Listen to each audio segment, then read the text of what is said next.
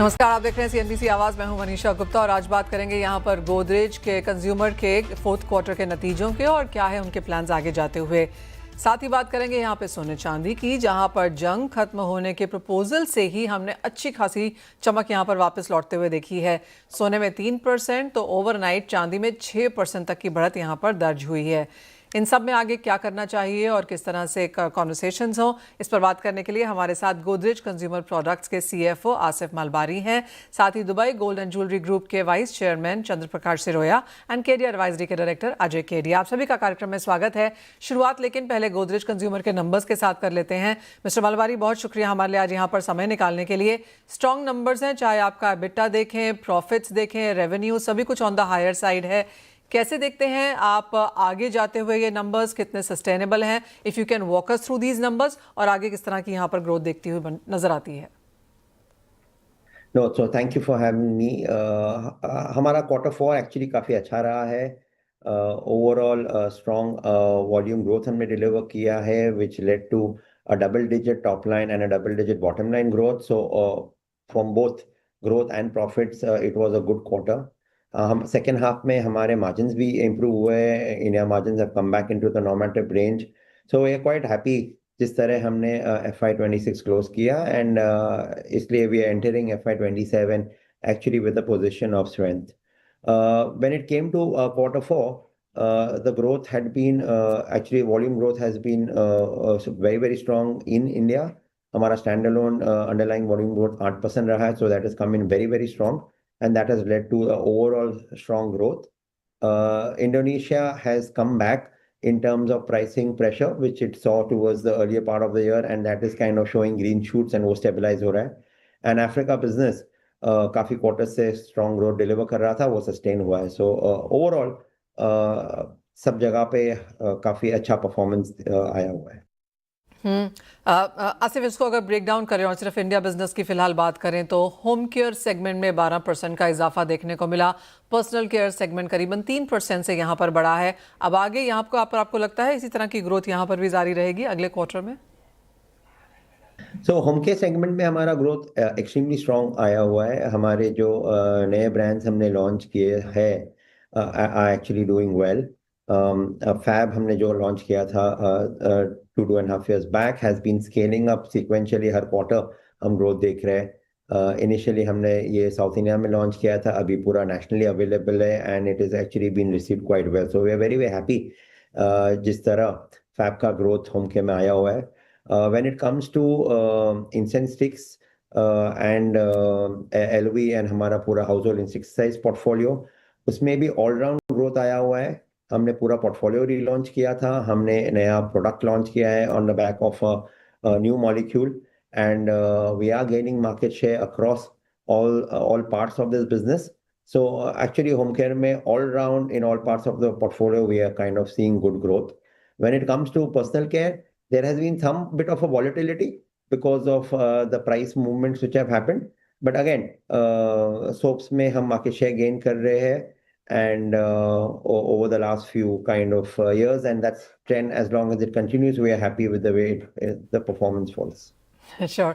आसिफ, आप market share तो यहाँ पर गेन कर ही रहे हैं, लेकिन पिछले महीने में आपने सोप के प्राइसेस बढ़ाए हैं, डिटर्जेंट्स के प्राइसेस में 5 से 7% की तेज़ी देखने को मिली है, हाउस होल्ड इंसेक्टिसाइड्स में 4 से 5% के गेंस हैं। तो काफ़ी हद तक जो गेंस हैं इनपुट कॉस्ट के तौर पर वो आपने यहाँ पर कंज्यूमर्स को पास ऑन किए हैं, लेकिन ज़्यादातर ये सारे गेंस अप्रैल में आपने इंट्रोड्यूस किए हैं, तो ऑफकोर्स पिछले क्वार्टर में वो नंबर्स देखने को नहीं मिलेंगे इस क्वार्टर में। लेकिन किस तरह के फिर ये गेंस आपके ओवरऑल बॉटम लाइन को इम्पैक्ट करेंगे?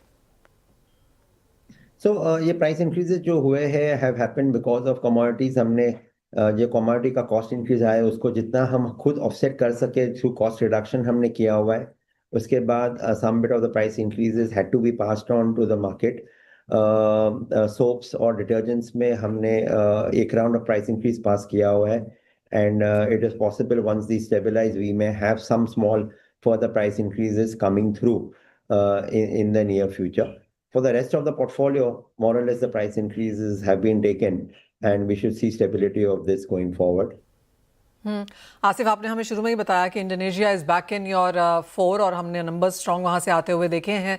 लेकिन अगर ओवरऑल ग्लोबल बिजनेसेस देखें तो चाहे वो इंडोनेशिया है, अफ्रीका है, यूएस है, मिडल ईस्ट में भी आपके बिजनेसेस हैं, किस तरह के ऑपरेशंस एंड प्रॉफिट ग्रोथ्स वहाँ पर बनते हुए दिखे हैं? नो, सो इंडोनेशिया बिजनेस जैसा मैंने बताया कि हम थोड़ा प्राइसिंग प्रेशर था, बट वो अभी स्टेबलाइज हो गया है एंड हम अर्ली ग्रीन शूट्स देख रहे हैं, तो वी फील कि next year definitely will be much better for Indonesia compared to what the recent few quarters have been. So there we are quite actually optimistic on the performance. When it comes to the Africa, Middle East and the US segment for us, we've actually had काफी एक strong performance हमने दिया है for the last 5-6 quarters on top line. And उसमें potential of growth काफ़ी strong है and हमने काफ़ी न्यू कैटेगरीज भी वहाँ पे इंट्रोड्यूस की है.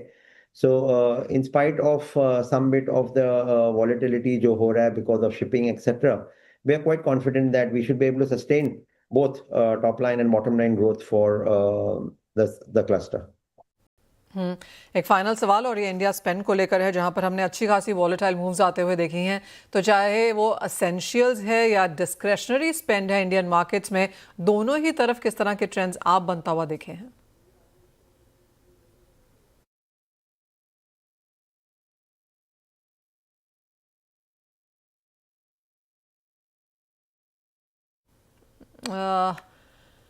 वापस से यहाँ पर आसिफ से बात करने की कोशिश करेंगे, क्योंकि इंडिया स्पेंड एक इम्पॉर्टेंट पॉइंट है यहाँ पर. जैसे आसिफ हमें बता रहे हैं कि कमोडिटी प्राइसेस में बढ़त आई है, तो इनपुट कॉस्ट में तेज़ी है, और इसीलिए काफ़ी हद तक होम केयर और जो पर्सनल केयर के कमोडिटीज़ हैं या प्रोडक्ट्स हैं, वहाँ पर उन्होंने अप्रैल में 4 से 7% का इजाफा देखा है. काफ़ी हद तक कॉस्ट उन्हें एब्जॉर्ब भी करी है. लेकिन आगे जाकर अगर इसी तरह की स्थिति रही तो हम कुछ इन्फ्लेशन यहाँ पर सीप इन करता हुआ देखेंगे, स्पेशली असेंशियल्स के लिए और काफ़ी हद तक डिस्क्रेशनरी स्पेंड के लिए. आसिफ, वही मेरा आपसे सवाल भी था कि एसेंशियल्स और डिस्क्रेशनरी में अगर देखें तो क्या ट्रेंड्स हैं? I think in the recent months we are seeing a bit of a green shoot in terms of demand trends. So एक positive demand trend का scenario हमें नजर आ रहा है in terms of demand. I think GST के rate cuts, rural spends बढ़ने के लिए there is more consumption trends which we are seeing early green shoots of. So we're quite confident that if this continues, there should be step up in growth in India. Point taken. Asif, बहुत शुक्रिया हमारे साथ यहाँ पर जुड़ने के लिए. और वो गोदरेज कंज्यूमर के फोर्थ क्वार्टर के नंबर्स हैं जो बेहतर आए हैं, अच्छे आए हैं. एक्सपेक्टेशन से थोड़े से यहाँ पर कमज़ोर ज़रूर हैं, लेकिन जैसे उन्होंने कहा कि ओवरऑल ग्रोथ यहाँ पर डोमेस्टिक मार्केट्स और अंतर्राष्ट्रीय बाजारों में जो बिजनेस एक्सपेंशन हैं वहाँ पर भी बनती हुई नजर आ रही है. वेल, अर्निंग्स से आगे निकलते हैं और बात यहाँ पर सोने चांदी के प्राइसेस की करते हैं, क्योंकि जोरदार तेजी यहाँ पर भी देखने को मिली है ओवरनाइट मार्केट्स में. हमारे साथ चंद्र प्रकाश सिरोया जुड़ चुके हैं. मिस्टर सिरोया, बहुत शुक्रिया साथ जुड़ने के लिए. फर्स्ट ऑफ ऑल, किस तरह से प्राइस रिएक्शन बनता हुआ नजर आ रहा है? 4700 वापस लौट आया है. चांदी में $77-78 के आसपास कारोबार है. जिस तरह की वॉलेटाइल मूव्स हैं, पहले तो उसी पर जानना चाहेंगे, फिर ऑफ कोर्स दुबई में कैसा माहौल है उस पर बात करेंगे. इसी जो गोल्ड की प्राइस है ये आजकल इतनी ज्यादा वॉलेटाइल हो गई कि कोई दुनिया में नहीं कह सकता ये ऊपर जाएगा नीचे जाएगा. One statement and the gold reverses it's trend. But जो आज की तारीख में जो सिचुएशन चल रहा है, जो कल से बातें हो रही कि सुलह हो जाएगी और वॉर के अंदर शायद थोड़ा धीमापन आएगा, उसको लेके ये काफी सारा आई थिंक पॉजिटिव मूवमेंट आया है टुवर्ड्स गोल्ड. एंड अगेन जो इंस्टीट्यूशनल बाइंग है वो भी ज्यादा बढ़ गई है वापस. तो आई बिलीव डी डॉलराइजेशन जो चल रहा है उसके रहते I think gold will be strong only. I don't see a very weak gold. जैसे मैं पहले भी कहा था, 4500 is a good price to buy gold. और ऊपर में कहाँ जाता हुआ देखते हैं आप प्राइसेस यहाँ? We could see 4,500 touching, and on the upside maybe 4,750, 4,800. But अगर ये जो इनके सुलह हो जाती है, and if the negotiations progress further, तो हो सकता है कि गोल्ड थोड़ा ज्यादा भी बढ़ सकता है. Point taken. तो 4500 यहाँ पर सपोर्ट है और 4800 के आसपास, और उससे ज़्यादा तेज़ी यहाँ पर एक्सपेक्टेड है. अब बात ओवरऑल ट्रेड की कर लेते हैं. फर्स्ट क्वार्टर के नंबर्स अच्छे थे, स्पेशली इंडिया के लिए भी, चाहे वो इंपोर्ट है, ज्वेलरी डिमांड है, इन्वेस्टमेंट डिमांड है. अप्रैल काफ़ी कमज़ोर गया. इंडिया में इंपोर्ट की प्रॉब्लम्स हैं काफ़ी हद तक. लेकिन जहाँ तक दुबई की बात है, क्या मार्केट एज नॉर्मल है, एनीवेयर नियर नॉर्मल है, और नॉर्मल का कितना परसेंटेज है? अब स्लोली बट स्टेडीली जो यूएई के मार्केट्स है वो अगेन एक्टिव हो गए हैं। फ्लाइट्स वापस चालू हो गई है, तो जो 1.5 महीना जो एकदम लल था वो अभी मुझे लग रहा है खत्म हो गया है। And we see some tourist also coming back. तो दुबई इज इंटरनेशनल मार्केट। हम यहाँ पर होलसेल और रिटेल दोनों ही में we are dependent on foreign tourist आ रहे हैं यहाँ पर, जो आके या तो अपने पर्सनल यूज के लिए या अपनी कंपनीज के लिए सोर्स करते हैं। तो we see a return happening. काफी सारी फ्लाइट्स चालू हो गई है, many destination in fact have open. So slowly but steadily we are coming back. If you ask me के नॉर्मल टाइम से आज की तारीख में क्या चल रहा है, तो आई वुड से अबाउट 60% के आसपास we are coming back to normal. But 60% again of this is a guess normal. Work. Okay, alright. किस तरह की बाइंग आप यहाँ पर लोकल से भी आता हुआ देख रहे हैं? क्योंकि लास्ट टाइम हमारी जब बात हुई थी तो आपने कहा था कि लोकल में थोड़ा सा ही पिकअप है, क्योंकि इंटरनेशनल तो कम्प्लीटली यहाँ पर बंद था। अभी भी जैसे आपने कहा कि थोड़ा बहुत टूरिज्म ट्रिकल इन होना शुरू हो रहा है। I am assuming large quantities में नहीं है, क्योंकि अगले 48 आवर्स में क्या होता है, उसके बाद अगले 24 आवर्स में क्या होता है, मार्केट में अभी भी काफ़ी अनसर्टनिटी है। तो अगर हम ओवरऑल बाइंग की बात करें, आप कहेंगे जो 60% आप कह रहे हैं ऑलमोस्ट वापस आया है, वो लोकल्स है या फिर आउटसाइड इंटरनेशनल है? इसी इस बार क्या हुआ कि बिकॉज ऑफ फ्लाइट रिस्ट्रिक्शंस लोगों ने ईद के दौरान ट्रैवल नहीं किया, अक्षय तृतीया के दौरान भी ट्रैवल नहीं किया। सो जो उनके पास बजट था, जो स्पेंडिंग करते हैं ऑन हॉलीडेज, वो सभी डिस्पोजेबल इनकम उनके पास था। And what better to buy than jewellery. इसीलिए हमने देखा था कि ईद के दौरान, और गोल्ड प्राइस भी बहुत रीजनेबल हो गई थी उस टाइम पे।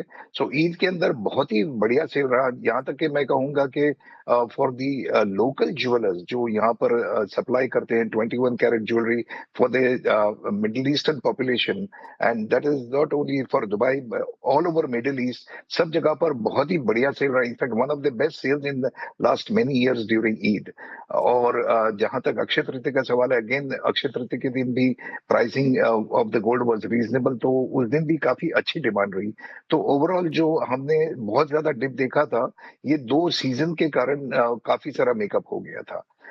Currently jewellery demand is not bad, यहाँ पर अच्छा चल रहा है। एंड जो आसपास के हमारे मिडिल ईस्ट के कस्टमर्स हैं होलसेल लेवल पे, वो सभी जो अच्छा सेल हुआ था उसको रिप्लेनिश करने के लिए वापस आ रहे हैं। आजकल बहुत सारे सेल हो रहे थ्रू वीडियो से दिखा के ऑर्डर्स लेते हैं। लोग ट्रैवल नहीं कर रहे हैं, travelling has reduced, but orders through the digital media has increase. तो ये बहुत अच्छा एक मूव हुआ है। जी हाँ, कोविड ने हमें काफ़ी कुछ सिखाया है, और जब जब जो कोई आपदा आती है तो कुछ नया सीखने को मिलता है। इंडिया एंड दुबई ट्रेड फिलहाल कैसा है? इसे इंडिया दुबई थोड़ा सा वीक है अभी भी, बिकॉज जो इंडिया यूएई का जो प्योर गोल्ड का बिजनेस है, जो बुलियन इंपोर्ट होते हैं, तो उसमें जैसे आपने सही बताया कि April was the lowest in quite a few years. तो that was because of the restrictions and the rules and regulations. But जैसे ही वो हटेंगे, business will come back to normal, because gold is there. Gold UAE से import करने में cepa आता है, सीपा के अंदर थोड़ा डिस्काउंट भी होता है। So those numbers will jump back. जहां तक सवाल रहा कि jewellery export from India to UAE, वो अभी धीरे धीरे शुरू हो गया है। There is no arbitrage possible. तो वो जो आर्बिट्राज के लिए जो एक्सपोर्ट्स करते हैं वो सब थोड़ा सा वीक है, but genuine jewellery exports have restarted. Dubai से आगे जो ज्वेलरी, इंडियन ज्वेलरी जाती है, because you see Dubai is a very big destination for redistribution of the Indian jewellery. दुनिया भर के ज्वेलर्स को हम यहाँ से सप्लाई करते हैं, तो that is also started. So I believe के जो फिगर्स हैं वो are going to improve very very soon. अब जो भी डिमांड यहाँ पर देखने को मिल रही है, वो ज़्यादातर ज्वेलरी डिमांड है या इन्वेस्टमेंट डिमांड है दुबई के लिहाज से? दुबई में दोनों ही है। There is good investment demand for bullion also. तो मैं कहूंगा कि 50-50 चल रहा है अभी, bullion demand and jewellery demand at the retail level. At the wholesale level of course bullion is going mainly to India, तो वो थोड़ा सा स्लो है। बट यहाँ पर जो ज्वेलर्स सेल करते हैं, तो उनको जो बुलियन चाहिए वापस वो यहीं पर से ले लेते हैं। Fair point. Mister Saroya, as always बहुत शुक्रिया साथ जुड़ने के लिए, और वो सुनकर अच्छा लगा कि दुबई थोड़ा थोड़ा यहाँ पर नॉर्मलसी की तरफ यहाँ पर जाता हुआ नजर आ रहा है। टूरिज्म थोड़ा है, फ्लाइट्स बैक हैं, और ट्रेड भी यहाँ पर थोड़ा सा पिक होना शुरू हुआ है। लेकिन गोल्ड सिल्वर में आप क्या करें, किस तरह से ट्रेडिंग अपॉर्चुनिटीज़ ली जाएँ, उस पर बात करेंगे अजय के एरिया से। अजय जी नमस्कार, कैसे देखेंगे गोल्ड एंड सिल्वर के प्राइसेज? आपको लगता है जो ये रीबाउंड आया है ये सस्टेनेबल है? क्या बाइंग अपॉर्चुनिटीज़ और खुलती हुई नजर आई हैं? नमस्कार जी। मुझे लगता है कि जो डोनाल्ड ट्रम्प की ट्वीट या फिर जो मूड है उसी पे मार्केट मूव कर रहा है। हमने देखा था कि डिस्पाइट स्ट्रेट ऑफ हॉर्मुज बंद था, ब्लॉकेड हुआ, उसके बाद हमने प्राइसेस में कंटिन्यू फॉल देखा। फिर बाद में कल जो हमने स्टेटमेंट आया उसके बाद एक जंप देखा। मुझे लगता है कि जंप 4500 पे एक डबल बॉटम जरूर बना है, बट अपसाइड बहुत ही रेस्ट्रिक्टेड है। We can see a level like 4760, 46, 4770, but sustainability doubtful है बिकॉज जिस ढंग से कल चिकागो के जो गवर्नर है उन्होंने कहा था कि हमारे जो फेड का जो टारगेट था वो 2% इन्फ्लेशन का था, जो अब 3.3 के करीब है, और कच्चा तेल 90 के नीचे जब तक नहीं आता इन्फ्लेशन कंटिन्यू मेंटेन रहेगा। तो आई थिंक अपसाइड काफी कैप ही रहेगा। हाँ, आज के लिए अगर हम बात करें तो वी एक्सपेक्ट प्राइजेस में गेन रहेगा, जहाँ पे 1,52,500 के करीब लीजिए, बट 1,54,000 के ऊपर सस्टेन नहीं करेगा।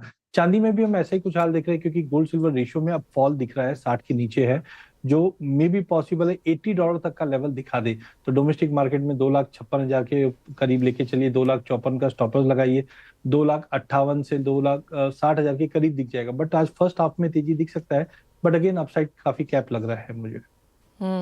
अजय जी, आपको ऐसे सवाल पूछे जाते हैं कि सबसे नीचे कितना गिर सकता है सोना चांदी, बेस्ट प्राइस लेने के लिए कहाँ होगा, नीचे में कहाँ तक आ सकती है, उन्हें आप क्या कहते हैं? देखिए, मैं इन्वेस्टमेंट एक अलग पार्ट होता है। अगर आपके घर में शादी ब्याह है तो मैं हमेशा कहता हूँ शादी ब्याह नहीं, इन्वेस्टमेंट के तौर पर। तो इन्वेस्टमेंट के लिए मुझे नहीं लगता है अभी भी गोल्ड सिल्वर उतना मैच्योर है। I think I am expecting again जो 4100 का लेवल है वो वापस अचीव होना चाहिए। सितंबर अक्टूबर के बियॉन्ड मुझे लगता है एक अच्छी तेजी बनेगी, जो नए हाइस की तरफ जाएंगी, जो एक रिपोर्ट मैंने आपके साथ शेयर भी किया है। But timing I am expecting के डोमेस्टिक मार्केट की अगर हम बात करें तो 1,25 1,30 के आसपास एक फेयर प्राइस रहेगा लेने के लिए, और चांदी में 1,90 से 2 लाख के बीच में, क्योंकि रुपये में जो गिरावट है वो कहीं ना कहीं इंटरनेशनल के फॉल को इंडिया में एब्जॉर्ब करता हुआ दिखेगा।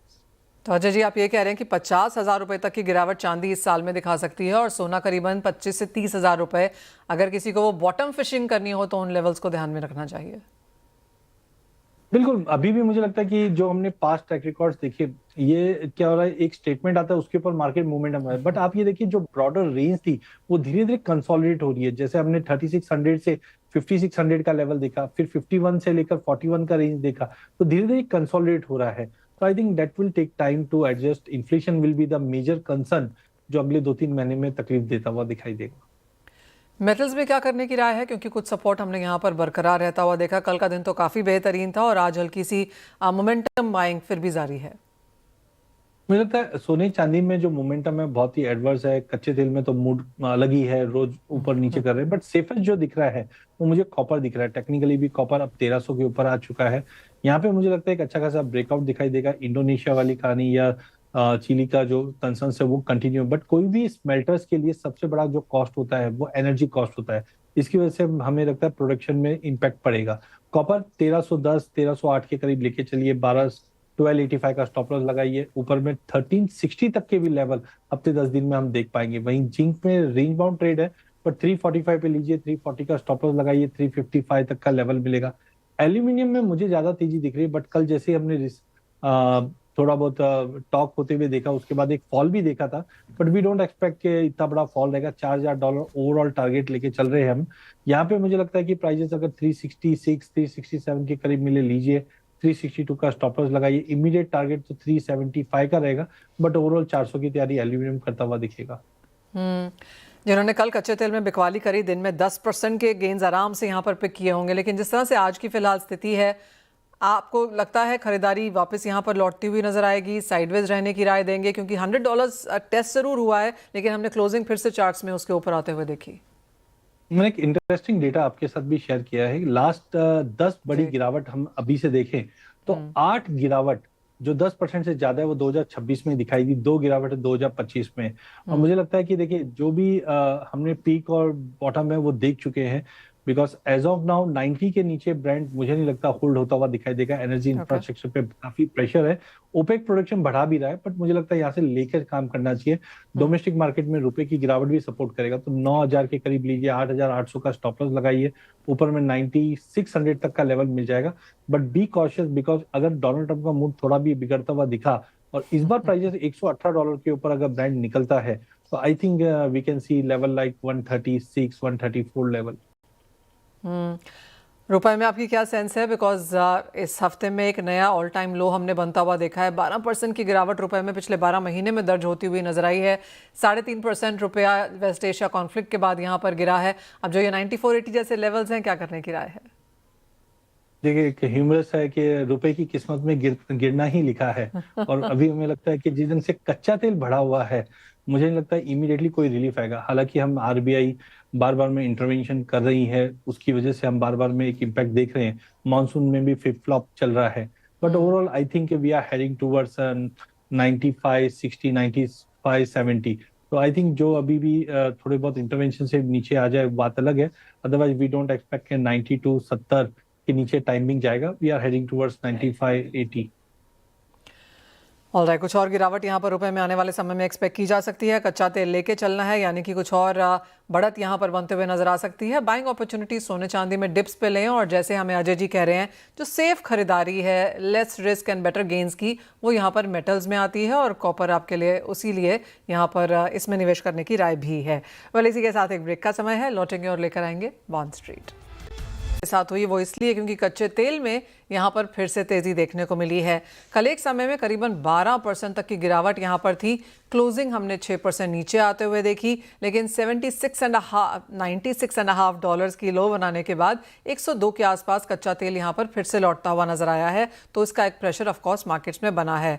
साथ ही साथ जहां तक इंटरनेशनल मार्केट्स की बात है, वहां पर भी ट्रेजरी यील्ड्स में रात भर में गिरावट आई है, जिसका भी इम्पैक्ट हमने एशियन रीजनल बॉन्ड मार्केट्स पे आता हुआ देखा। इसी के अलावा पीएसयू बैंक्स की जो बिकवाली है, वहां पर मोमेंटम अब भी जारी है। बुधवार को पब्लिक सेक्टर बैंक्स की तरफ से हमने 97 बिलियन सरकारी बॉन्ड बेचे जाते हुए नजर देखे थे, और कुछ एक सेल प्रेशर आज भी यहां पर बनता हुआ नजर आया है। इंटरेस्टिंगली पूरे बाजार की नज़र इस चीज़ पर रहेगी कि कल जो आरबीआई की तरफ से यहाँ पर 2036 मैच्योरिटी वाले गिल्ट लॉन्च होने वाले हैं, उसमें किस तरह की मूवमेंट यहाँ पर बनती हुई नजर आती है, वो क्लियरली नियर टर्म डायरेक्शन यहाँ पर सेट करता हुआ दिखेगा। इसी के अलावा आपके सामने प्राइवेट बॉन्ड इशुएंसेस की लिस्ट भी यहाँ पर रखते हैं। इसमें कोगता फाइनेंशियल है, जो कि 3.6 बिलियन यहाँ पर रेज करने की कोशिश में है। इसकी बिडिंग आज है, और ये 24 मार्च 2028 की मैच्योरिटी के बॉन्ड्स के साथ बाजार में आ रहे हैं। मुथूट फाइनेंस 2.5 बिलियन रेज करना चाहते हैं। ये 10 साल के बॉन्ड्स के द्वारा इस मनी को रेज करना चाहते हैं। हीरानंदानी फाइनेंशियल भी बाजार में है। ये 20 बिलियन जुटाना चाहते हैं। ये 8 मई 2029 की मैच्योरिटी वाले बॉन्ड्स के साथ बाजार में उतर रहे हैं। Lloyds metal and energy 7.5 billion जुटाना चाहते हैं। ये 6 साल के बॉन्ड्स बाजार में लेके आ रहे हैं। इन सभी बॉन्ड्स की जो बिडिंग है वो मार्केट्स में आज ही है। विशाल पेपरटेक भी 75 मिलियन जुटाना चाहते हैं 27 अप्रैल 2029 के बॉन्ड्स के साथ। सरकारी कंपनीज जिनके लॉन्ग टर्म प्लान्स हैं यहाँ पर डेट मार्केट की तरफ से, उसमें एनएचपीसी और आयडा हैं। एनएचपीसी 80 बिलियन जुटाना चाहता है कॉर्पोरेट डेट के जरिए ओवरऑल FY27 में, और इरेडा यहाँ पर डेट के द्वारा ही FY27 में टोटल 400 बिलियन जुटाने की कोशिश में है। CNBC Awaaz and India Bonds present Bond Street.